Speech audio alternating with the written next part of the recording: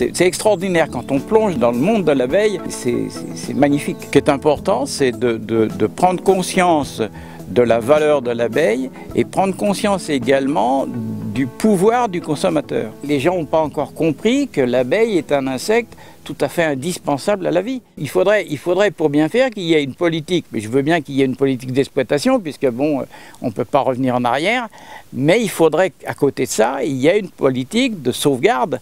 Il y a eu un programme de sauvetage de l'apiculture. Ce n'est pas un programme de sauvetage de l'abeille, hein, il y a une nuance, hein. Mais c'est l'exploitation à outrance, quoi. L'exploitation à outrance et formation des apiculteurs pour être des bons modernistes, quoi. L'abeille est victime effectivement de la cupidité et de la bêtise de l'homme, ce à quoi on peut ajouter la lâcheté.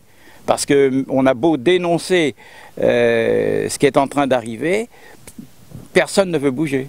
On sort du mode de vie naturel, et à partir du moment où vous sortez du mode de vie naturel de qui que ce soit, vous mettez son existence en danger. C'est un business, là vous entrez dans le business, à partir du moment où vous démarrez avec une ruche d'Adam ou une ruche à cadre, pour ne pas citer de marque, une ruche à cadre, eh bien vous entrez dans le business, vous entrez dans le système. Donc vous devez acheter de la cire, vous devez acheter des cadres, vous devez acheter des produits chimiques pour traiter les abeilles, parce que les abeilles, du fait qu'elles sont mal nourries, mal logées, eh bien elles tombent malades. C'est tout à fait logique.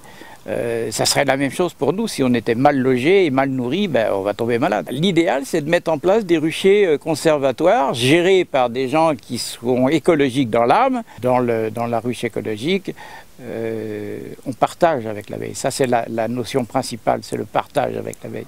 Le travail de l'apiculteur en écologie, c'est un travail de surveillance. Surveillance par la planche de vol, par la vitre arrière et par l'évolution de la flore environnante. Quelqu'un qui met un rucher écologique en place, il doit chercher à améliorer la richesse de son périmètre de butinage pour justement empêcher les abeilles d'aller trop loin. Ça ne sert à rien de mettre des ruches écologiques dans des zones où il y a des cultures intensives, parce que bon, on aura des pépins, même avec la ruche écologique. La ruche écologique ne fera pas de miracle, hein. Elle va préserver vos abeilles parce que vous les laissez vivre selon leur mode de vie naturel et avec un environnement convenable. La ruche écologique ne se déplace pas.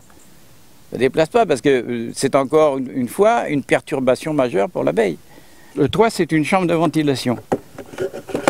Ça, c'est l'élément spécifique à la ruche écologique. C'est la différence entre la ruche de la Béoirée et la ruche écologique. L'extraction du miel dans la ruche écologique, c'est très simple. C'est vraiment très simple et ça implique un minimum vraiment un minimum de matériel. Il ne faut pas d'extracteur, il ne faut pas de tout un matériel sophistiqué que l'on trouve en apiculture moderne. Les modernistes, ils trouvent que le varroa, c'est l'ennemi public numéro 1, c'est lui qu'il faut éradiquer parce que c'est lui qui va affaiblir la ruche, qui va faire que la colonie va capituler. C'est faux. Le varroa ne s'installe que dans des colonies qui sont déjà affaiblies. Et pourquoi elles sont affaiblies? Parce qu'elles sont surexploitées.